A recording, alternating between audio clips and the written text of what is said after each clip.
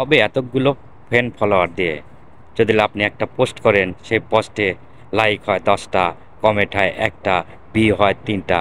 তো এসব ফ্যানগুলো রেখে তো আমার কোনো কাজই আসে না। তো এসব ফ্যানগুলোকে আনফ্যান করে দেওয়া শত গুণে ভালো।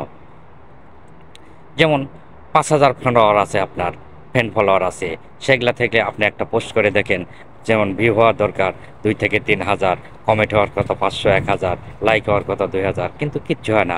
আপনার ভিউ হয় 200 300 10 20 15 এরকম। তো এসব ফ্যানগুলো থেকে আমার কোনো কাজেই আসতেছে না। চলে আসলাম মোবাইল স্ক্রিনে। মোবাইল স্ক্রিনে আসার পর আমরা ফেসবুকটি লগ ইন করে নিব। তার আগে বন্ধুরা, যাদের ফেসবুক অফিসিয়াল অ্যাপটি যাদের আপডেট দেওয়া নাই, তারা অবশ্যই ফেসবুক অফিসিয়াল অ্যাপটি আপডেট দিয়ে নেবেন। আপডেট দেওয়ার পরে আমরা ফেসবুকে লগ ইন করবো। তো আমরা ফেসবুকের উপর একটা ক্লিক করলাম। ফেসবুকে ক্লিক করার পর আমরা ফেসবুকের প্রোফাইল আইকনের উপর একটা ক্লিক করব। প্রোফাইল আইকনে ক্লিক করার পর আমরা এখানে দেখতে পাবো সি অ্যাবাউট। আমরা সি অ্যাবাউটের উপর আমরা ক্লিক করব। অ্যাবাউটের উপর ক্লিক করার পর আমরা স্ক্রল ডাউন করে একটু নিচের দিকে যাব, আর একটু নিচের দিকে যাব, আর একটু নিচের দিকে আসার পর আমরা দেখতে পাবো সি অল ফ্যান। আমরা এই সি অল ফ্যানের উপর একটা ক্লিক করব।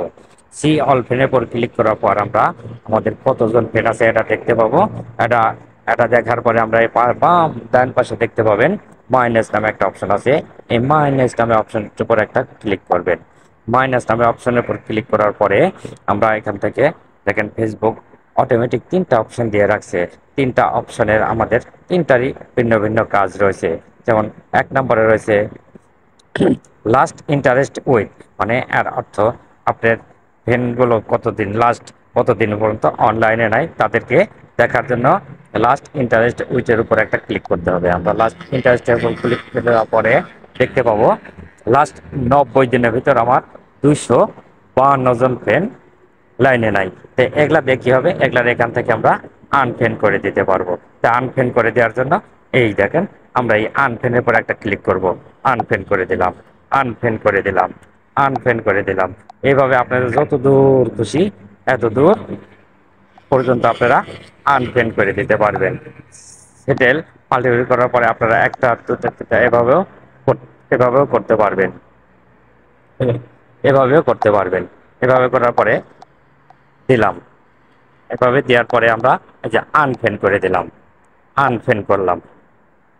আনফ্রেন্ড করার পরে দেখেন 252 থেকে আমার 241 জন হয়ে গেছে।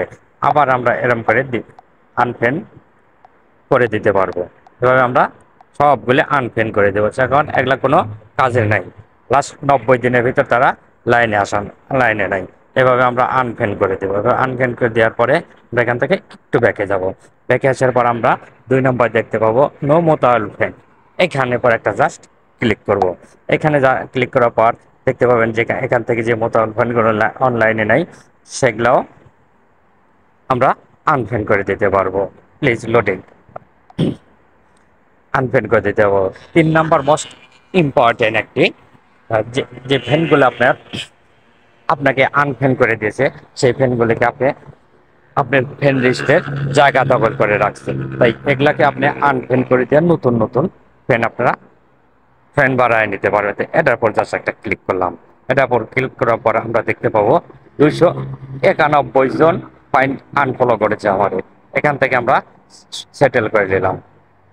এই যে সবগুলোরে আনফ্রেন্ড করে দিলাম। এখন রইল 288 জন।